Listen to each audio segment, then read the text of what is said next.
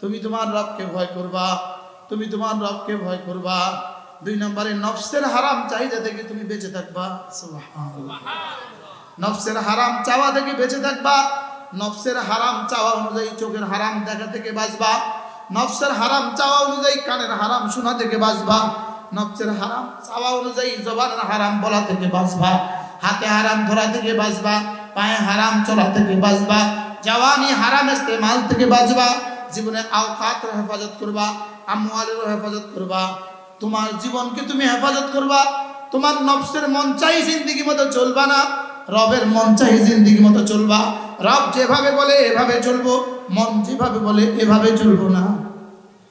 বলেন নফস যেভাবে চলে এভাবে চলবো না। বলেন রব যেভাবে চলে এভাবে চলবো। বলেন রব আমাদের জন্য 2টো ঠিকানা রেখেছেন, একটা হলো জাহান্নাম, একটা হলো জান্নাত।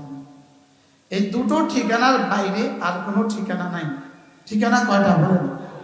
কি কি? জাহান্নাম হলো সমস্ত বেঈমানদের মূল ঠিকানা, আর জান্নাত হলো সমস্ত মুমিনদের মূল ঠিকানা। বলেন মুমিনের মূল ঠিকানা কি? বলেন জান্নাত। আর বেঈমানের মূল ঠিকানা কি? সমস্ত বেঈমানের মূল ঠিকানা হলো জাহান্নাম, আর সমস্ত মুমিনদের মূল ঠিকানা কি? জান্নাত। এবার রব্বে কারীম আমার পঠিত এই আয়াতে কারীমার মধ্যে কাদের ঠিকানা জাহান্নাম আর কাদের ঠিকানা জান্নাত এটা রব স্পষ্ট করে দিয়েছেন। কাদের কাদের ঠিকানা জাহান্নাম। যারা জাহান্নামী হয় ওদের দুনিয়াও জাহান্নাম। বলেন যারা জাহান্নামী হয় তাদের দুনিয়াও কি? তাদের দুনিয়াও জাহান্নামের অংশ। আর যারা জান্নাতি হয় তাদের দুনিয়াও জান্নাতের অংশ। সুবহানাল্লাহ। বলেন বলেন জান্নাতীদের দুনিয়া, বলেন এটা দুনিয়া নয়, এটা জান্নাতের অংশ। আর জাহান্নামীদের দুনিয়া এটা দুনিয়া নয়, এটা জাহান্নামের অংশ। নাউজুবিল্লাহ। বলেন বুঝেন না মনে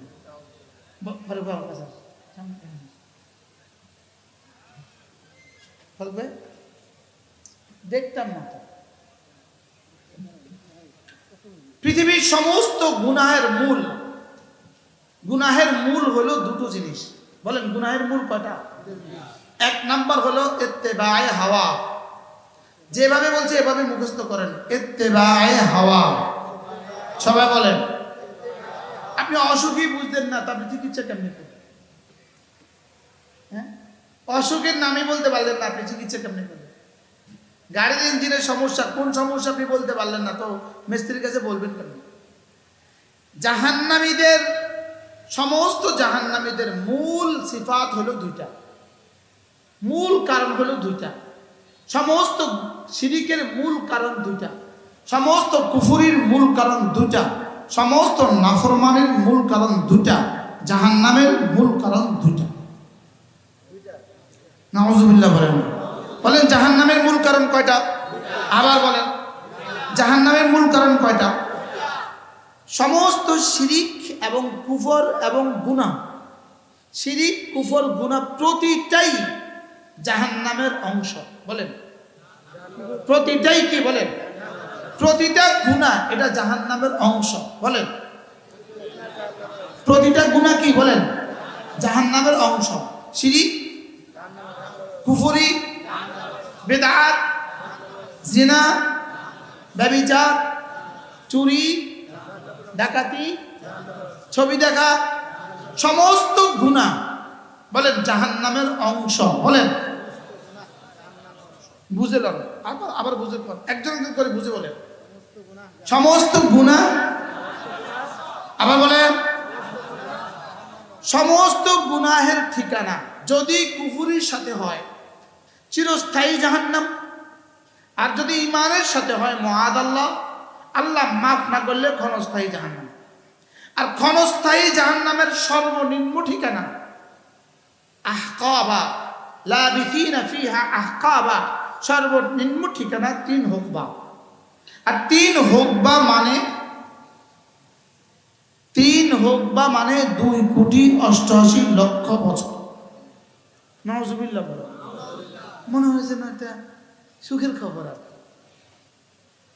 একটা দেয়? বলেন একটা গুনাহের জন্য, বলেন কমপক্ষে 3 হুকবা থাকবে। 3 হুকবার নিচে জাহান্নামের কোনো সাজা নাই। নাউজুবিল্লাহ বলেন। 3 হুকবার নিচে জাহান্নামে কোনো সাজা নাই। আর 3 হুকবা মানে 2,88,00,000 বছর। 3 হুকবা মানে কত বছর? 2,88,00,000 বছর। একটা গুনাহের জন্য যদি জাহান্নাম দেয় কত বছর? 2,88,00,000 বছর। আল্লাহ তাআলা আমাদেরকে জাহান্নাম থেকে বাঁচান। জাহান্নামের সমস্ত আমালের বুনিয়াদ হলো দুইটা কারণেই মানুষ শিরিক করে, এই 2 কারণেই মানুষ কুফরি করে, এই 2 কারণেই মানুষ বিদআত করে, এই 2 কারণেই মানুষ খুন করে, এই 2 কারণেই মানুষ জিনা করে, এই 2 কারণেই মানুষ ব্যভিচার করে, এই 2 কারণেই মানুষ সুদ খায়, এই 2 কারণেই মানুষ ঘুষ খায়, এই 2 কারণেই মানুষ চুরি করে, এই 2 কারণেই মানুষ ডাকাতি করে, এই 2 কারণেই মানুষ ছবি দেখে, এই 2 কারণেই মানুষ গুনাহ করে। নাউজুবিল্লাহ বলেন। বলেন কয় কারণ? আবার বলেন। তাহলে শিরিকের কয় কারণ? কুফরির কয় কারণ? জিনার কয় কারণ? ব্যভিচারের কয় কারণ? দুর্নীতির কয় কারণ? চুরির কয় কারণ? 2 কারণ। কয় কারণ? একটা হলো ইত্তিবায়ে হাওয়া, ইত্তিবায়ে হাওয়া। 2 নাম্বার হলো ইথারুদ দুনিয়া আলাল আখিরাহ, দুনিয়াকে আখিরাতের উপরে তারজিহ দেওয়া, দুনিয়াকে আখিরাতের উপরে প্রাধান্য দেওয়া। বলেন সমস্ত গুনাহের মূল বুনিয়াদ হলো এই 2 পয়েন্ট, মূল বুনিয়াদ। তাহলে জাহান্নামে যাওয়ার মূল বুনিয়াদ এই 2 পয়েন্ট। কি কি? ইত্তিবায়ে হাওয়া। 2 নম্বর কি? দুনিয়াকে কিসের উপরে প্রাধান্য দেওয়া। যেমন ধরেন ইনি দোকানে বসা, আজান হয়ে গেছে, এই সময় কাস্টমার আসছে, ইনি দোকান থেকে উঠে নেন। এবার ইকামত হয়ে গেছে, ইনি দোকান থেকে উঠে নেন। এবার নামাজ শেষ হয়ে গেছে, ইনি দোকান থেকে উঠে নেন। বলেন কেন?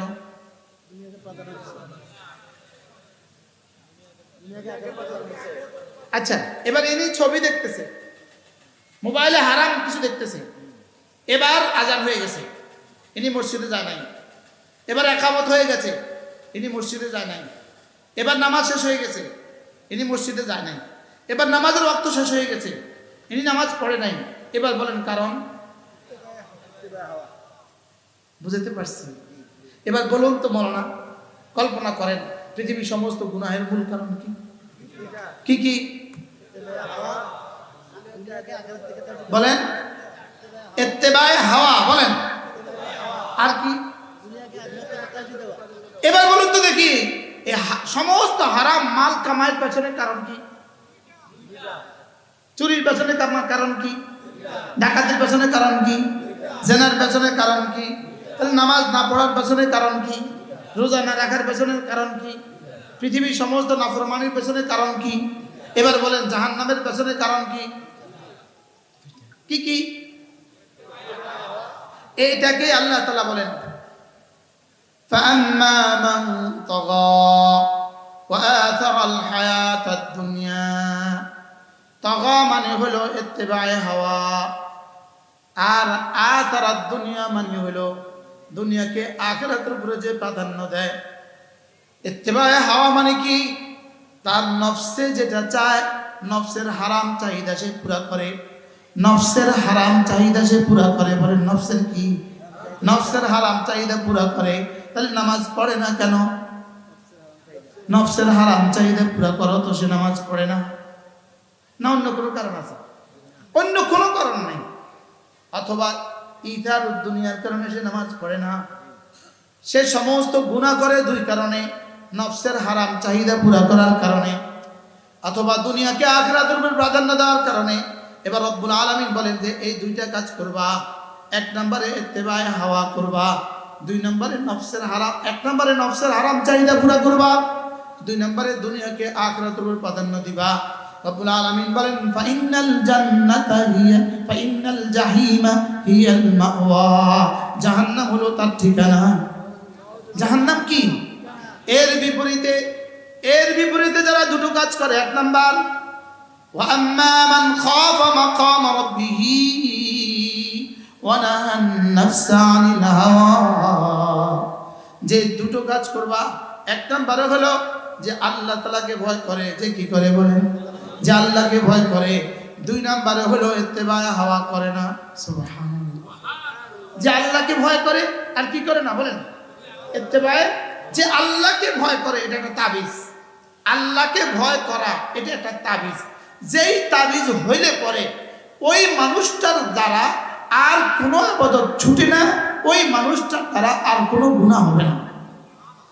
এই তাবিজটা কি বলেন তো, ভুলে গেছি। আল্লাহর ভয় বলেন, ওয়া আম্মা মান খাফা মাকাম রাব্বিহি ওয়া নাহান নাফসা আনিল হাওয়া ফাইন্নাল জান্নাতা হিয়াল মাওয়া। রব্বুল আলামিন বলেন জান্নাতেই হলো তার ঠিকানা। কি পরিমাণ সহজ ফর্মুলা! আচ্ছা এর চেয়ে আর কি সহজ ফর্মুলা দিত? মনে হয় যেন সারা পৃথিবীর সাগর আর মহাসাগর আল্লাহ তাআলা দুটো বাক্যের মধ্যে ঢুকিয়ে দিয়েছে। পুরা ১৬ লাখ আম্বিয়া আলাইহিস সালামের প্রত্যেকের জীবনের তালিমাত আল্লাহ তাআলা এই দুই বাক্যের মধ্যে ঢুকিয়ে দিয়েছে। সুবহানাল্লাহ বলেন। প্রত্যেকের জীবনের সমস্ত তালিম আল্লাহ তাআলা দুই বাক্যের মধ্যে ঢুকিয়েছেন। উলামা একরাম তো পারেনি, তবু একটু পড়েন না, মুখস্থ করেন। فأما من طغى فأما من طغى وآثر الحياة الدنيا فإن الجحيم هي المأوى وأما من خاف مقام ربه ونهى النفس عن الهوى فإن الجنة هي المأوى। এর চেয়ে সহজ সবক আর কি হতে পারে?